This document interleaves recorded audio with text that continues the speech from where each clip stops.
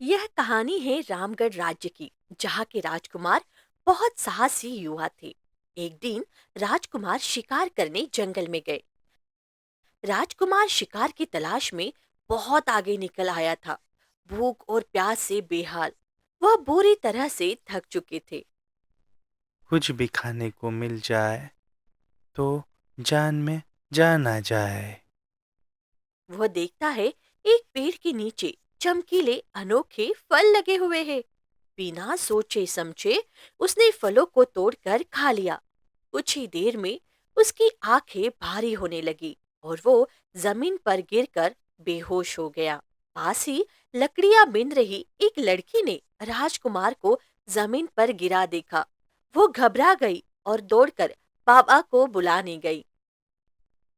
बाबा, बाबा, जल्दी चलिए, एक युवक जंगल में बेहोश पड़ा है। साधु बाबा झोपड़ी से बाहर निकले और राजकुमार को झोपड़ी में लाकर अपनी जड़ी बूटियां और मंत्रों से उसका इलाज करने लगे। ये जहर विष वृक्ष के फल का है।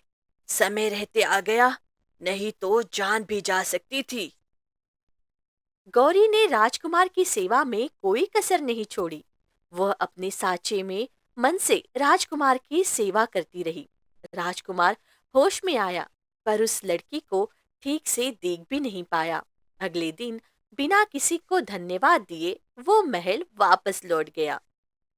कुछ सप्ताह बाद राजकुमार पास के गांव में एक मंदिर में आते हैं। वही उसकी नजर एक नई अत्यंत सुंदर कन्या पर पड़ी। वो लड़की कोई और नहीं, गौरी थी। लेकिन बाबा ने उसे जादू से सुंदर बना दिया था। वो कन्या बहुत खास है। मुझे उससे मिलना है। कुछ मुलाकातों के बाद राजकुमार को उस सुंदर कन्या से प्रेम हो गया। लेकिन उसे ये नहीं पता था कि वो रूप स्थायी नहीं, बल्कि सिर्फ 2 दिन के लिए था। क्या राजकुमार मुझे तब भी स्वीकार करेगा जब उसे मेरी असलियत पता चलेगी? हर 2 दिन बाद गौरी रात को बाबा के पास जाकर फिर से सुंदरता का वरदान लेती।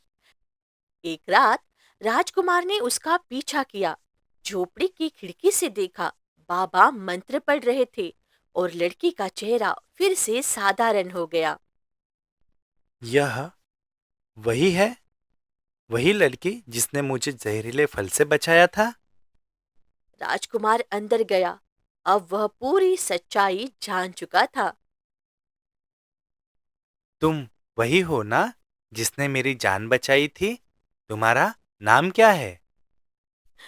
मैं गौरी हूँ, और हाँ, वो जंगल वाली लड़की मैं ही थी। मुझे यही डर था, जब आपको सच्चाई पता चलेगी तो आप मुझे छोड़ दोगे।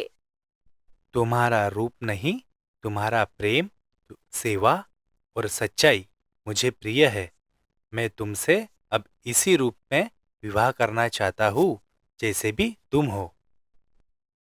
बेटा, तुमने सही निर्णय लिया है। सुंदरता बीत जाती है, पर सच्चा प्रेम अमर रहता है। अब राजकुमार गौरी को लेकर महल में आ जाता है और दोनों खुशी खुशी अपना जीवन जीने लगते हैं। और इसी तरह एक जहरीले फर से शुरू हुई कहानी सच्चे प्रेम और सच्चाई की जीत पर खत्म हुई।